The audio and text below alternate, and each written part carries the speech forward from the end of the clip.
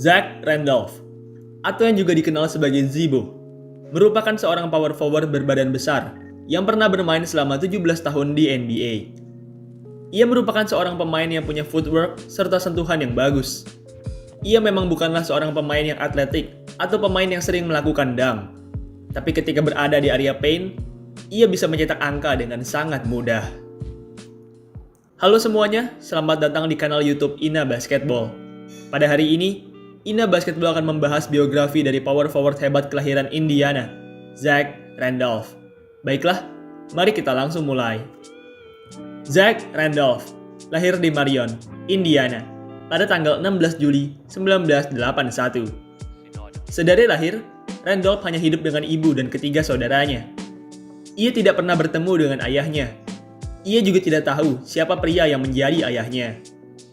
Sedari kecil, Randolph sudah cinta dengan olahraga basket. Ia sering menonton pertandingan-pertandingan basket di televisi. Ia juga sering bermain basket bersama teman-temannya di lapangan. Saat SMA, Randolph bersekolah di Marion High School. Randolph mengalami pertumbuhan tinggi badan yang luar biasa saat baru masuk SMA. Saat itu, tubuhnya bertambah tinggi sekitar 15 cm. Pertumbuhan tinggi badan ini benar-benar membantunya dalam bermain di posisi big man. Randolph sering terlibat masalah dengan polisi saat ia masih SMA. Ia sering ditangkap polisi karena berbagai masalah kriminal, seperti mencuri, berkelahi, minum-minum alkohol, hingga jual beli senjata. Ya, Randolph hidup di lingkungan yang kurang baik. Oleh sebab itu, tak heran kalau ia sering melakukan berbagai hal buruk. Meski sering berurusan dengan polisi, tapi Randolph punya prestasi basket yang bagus. Di SMA, ia berhasil 2 kali membawa SMA-nya meraih gelar juara negara bagian. Ia juga bahkan berhasil mendapat gelar MVP di pertandingan All-Star McDonald's All-American. Itu merupakan suatu pencapaian yang sangat luar biasa. Pada tahun 2000, Randolph pun lulus dari SMA. Tadinya, Randolph berencana akan langsung masuk ke NBA. Meski begitu, ia akhirnya mengurungkan niatnya dan memilih untuk berkuliah. Akhirnya, pada pertengahan 2000, Randolph masuk ke Michigan State University. Di Michigan State, Randolph setim dengan 2 calon pemain NBA hebat, yaitu Jason Richardson dan Charlie Bell. Ia juga diasuh oleh seorang pelatih legendaris, yaitu Tom Izzo. Randolph langsung tampil bagus di musim perdananya ini. Saat itu, ia berhasil menjadi seorang forward muda yang handal bermain di area paint. Randolph benar-benar langsung menjadi kepingan penting di Michigan. Dengan skill scoring dan reboundingnya yang bagus, ia berhasil menjadi seorang six man yang baik di Michigan.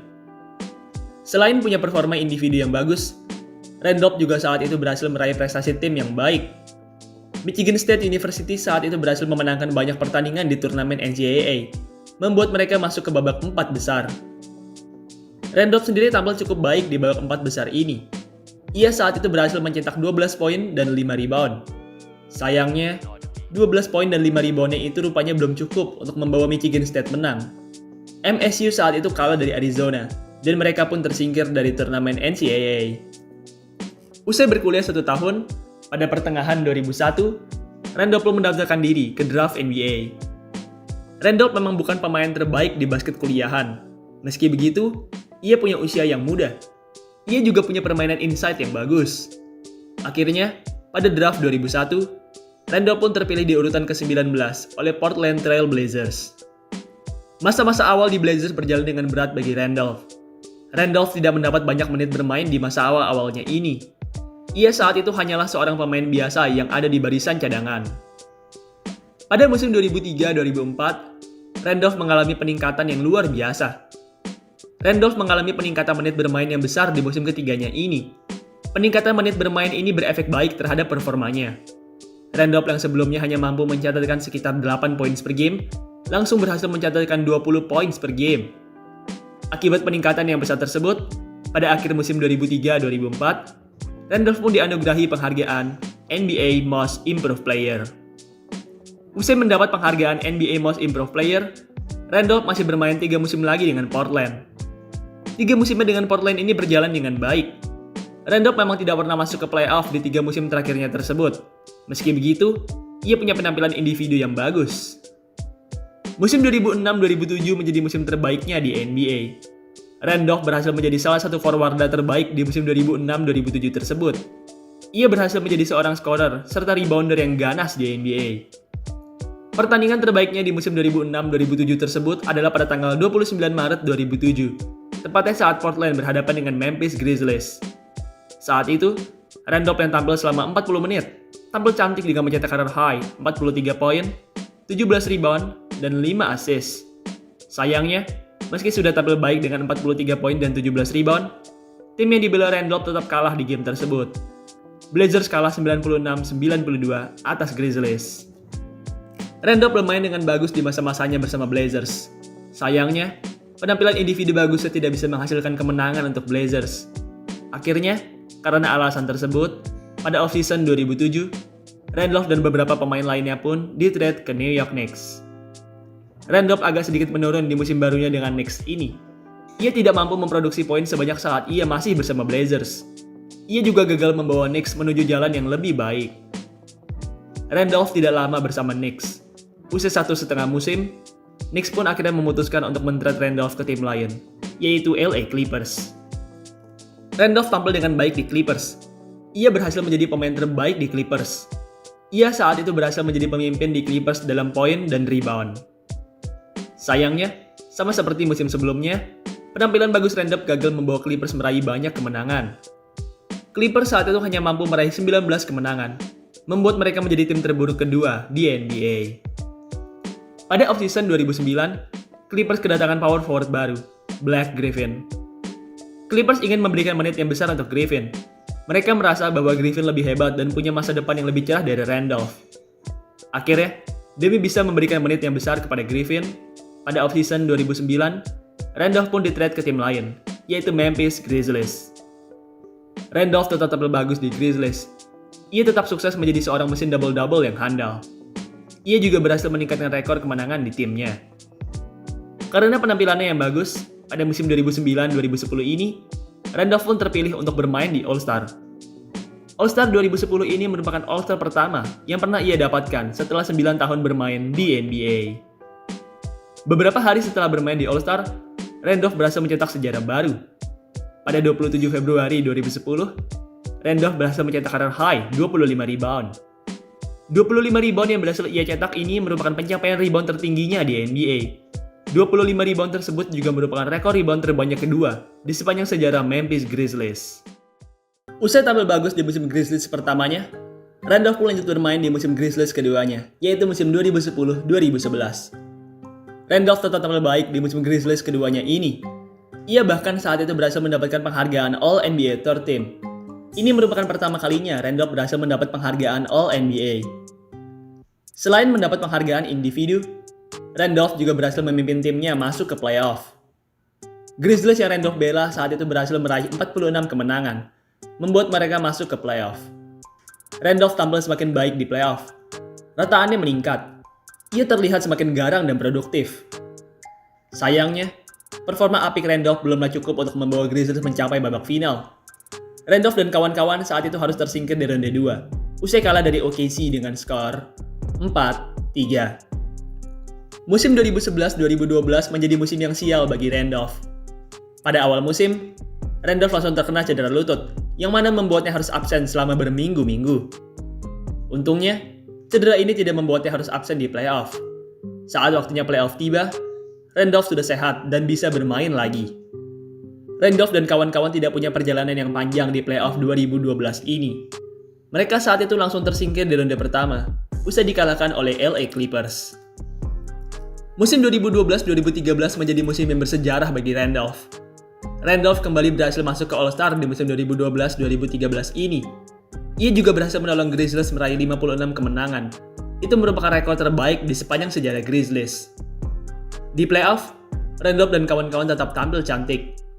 Mereka saat itu berhasil melewati ronde pertama dan kedua dengan apik, membuat mereka berhasil masuk ke final wilayah barat. Randolph tampil dengan buruk di final wilayah barat. Persentase field goal-nya mengalami penurunan. Produksi poinnya juga tidak sebesar di serial-serial sebelumnya. Akhirnya, karena performa yang buruk dari Randolph, Grizzlies pun kalah di serial ini. Mereka saat itu kalah dari Spurs dengan skor telak 4-0. Pencapaian ke final wilayah barat ini merupakan pencapaian tertinggi Randolph bersama Grizzlies. Di musim-musim selanjutnya, Randolph dan Grizzlies memang berhasil masuk ke playoff. Meski begitu, mereka selalu kalah di ronde pertama atau kedua. Oh ya, pada musim 2015-2016, Randolph sempat mencetak sejarah baru bagi dirinya. Pada pertandingan tanggal 19 Maret 2016, Randolph berhasil mencetak triple-double pertamanya di NBA. Ia saat itu berhasil membukukan 28 poin, 11 rebound, dan 10 assist.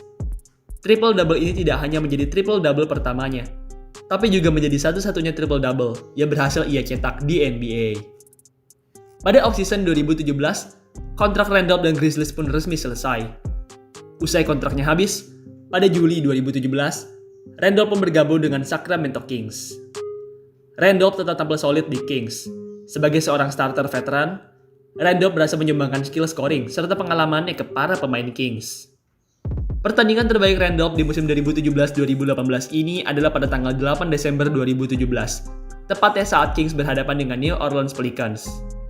Saat itu, Randolph yang tampil selama 34 menit, tampil cantik dengan 35 poin dan 13 rebound. Tak hanya tampil bagus, tim Sacramento Kings yang ia bela juga menang saat itu. Kings menang dengan skor 116-109. Di musim 2018-2019, Kings mengalami perubahan besar-besaran. Mereka ingin membangun ulang tim mereka dengan para pemain muda. Dan Randolph, sebagai seorang pemain tua, ia sudah tidak lagi diperhatikan oleh Kings. Randolph sendiri akhirnya sama sekali tidak dimainkan di musim 2018-2019 ini. Dan kemudian, setelah berbulan-bulan tidak dimainkan, pada Februari 2019, Randolph pun di-trade ke Dallas Mavericks. Dallas Mavericks rupanya juga tidak berniat untuk memakai jasa Randolph. Akhirnya, usai 1 hari di Mavs, Randolph pun langsung dilepas dan berstatus menjadi pemain bebas agen. Usai dilepas oleh Mavs, Randolph berusaha mencari tim baru untuk bermain. Sayangnya, ia tidak menemukan tim yang tertarik dengannya. Lelah karena tak mendapat tim baru, akhirnya pada Desember 2019, Randolph pun mengumumkan bahwa ia pensiun dari basket profesional. Pada tahun 2020, Randolph mengumumkan bahwa ia akan keluar dari masa pensiunnya dan bermain lagi di Liga Big 3. Meski begitu, Randolph akhirnya tidak jadi bermain di sana. Sampai video ini dibuat, ia masih belum juga bermain di Big 3. 11 Desember 2021 menjadi hari yang besar bagi Randolph. Pada tanggal tersebut, jersey nomor 50 Randolph diistirahatkan oleh Memphis Grizzlies. Saat itu, Randolph menghadiri acara pengistirahatan jersinya tersebut, memberikan ucapan terima kasih kepada para fans, rekan setim, serta keluarga yang selama ini telah menolongnya dalam basket. Saat ini, Randolph sudah tidak bermain basket. Ia kini sedang menikmati waktunya bersama keluarganya. Baiklah, itulah tadi biografi dari seorang pebasket legendaris yang pernah 2 kali meraih All-Star, Zach Randolph. Sekian video pada hari ini. Terima kasih buat kalian yang sudah menonton. Dan sampai jumpa di video selanjutnya.